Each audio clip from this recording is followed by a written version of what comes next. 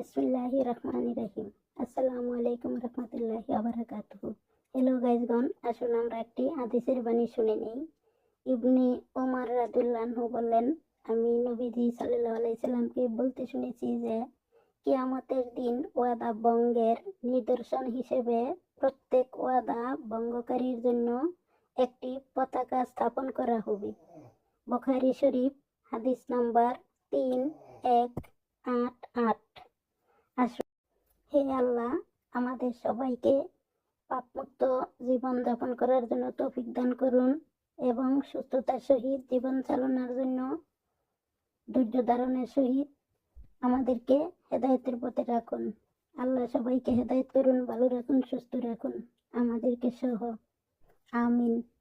আসুন, আমরা সবাই 5 ওয়াক্ত নামাজের সহিত জীবন পরিচালনা করি। আলহামদুলিল্লাহ। আমিন।